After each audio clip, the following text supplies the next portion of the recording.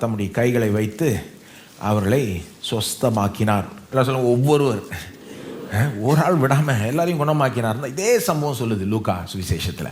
Mark ஏன் அநேகர்ன்ற வார்த்தை use பண்ணுறாரு? அவர் பாயிண்ட் அதுதான். லூக்காவுடைய பாயிண்ட் ஒரு ஆள் விடாமல் குணமாயிட்டாங்க. மார்க்கினுடைய பாயிண்ட் நிறைய பேர் குணமானாங்க.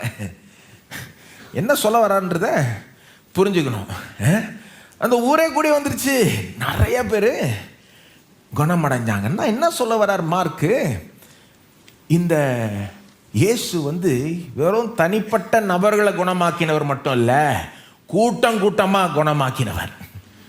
இயேசு வெறும் ஒருத்தர் 2-3-4 பேரை குணமாக்கினவர் இல்லை, வெறும் 3-4 பேரை விடுவித்தவர் கிடையாது. கூட்டம் கூட்டமாக குணமாக்கி கூட்டம் கூட்டமாக விடுவித்தார் அப்படின்றத மார்க் சுட்டி காண்பிக்க விரும்புகிறார். ஏன்னா இதுக்கு முன்னால் தனிப்பட்ட ஆளை விடுவித்தார்னு வந்தது இல்லையா?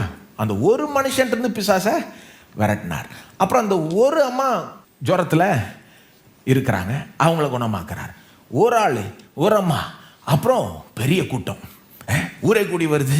நிறைய வியாதியஸ்தர்கள், நிறைய பேர் பிசாசு பிடிச்சவங்க, எல்லாரையும் குணமாக்குறார், எல்லாரையும் விடுவிக்கிறார். பாயிண்ட் என்னது? நிறைய பேர், அநேகர் எல்லாம் சொல்லுங்க, அநேகர். அப்போ இங்கேயும் இயேசுனுடைய அந்த மேன்மை தானே தெரியுது இல்லையா? தெரியுதா உங்களுக்கு? அதாவது இயேசுக்கு ஒருத்தரை குணமாக்குறதும் 100 பேரை குணமாக்குறதும் சேம் தான்.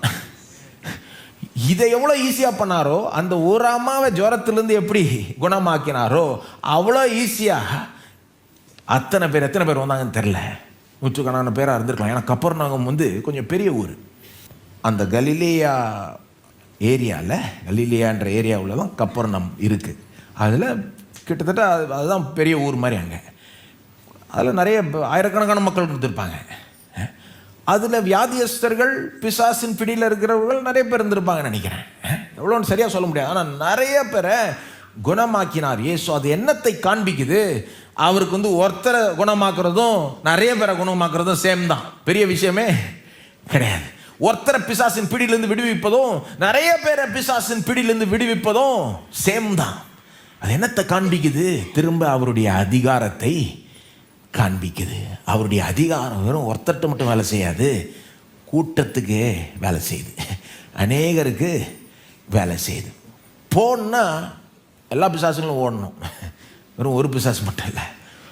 ஒரு பிசாசு இருந்தான்னா 1000 பிசாசு இருந்தான்னா, போன்னா இயேசு போன்னா அது ஓடிடணும், நிற்க முடியாது, இன்னும் பேச முடியாது அவர்கிட்ட. அப்படிப்பட்ட அதிகாரம். ஒரு வியாதி இருந்தால் 1000 வியாதி இருந்தா என்ன, அவர் போன்னா போயிடணும். அது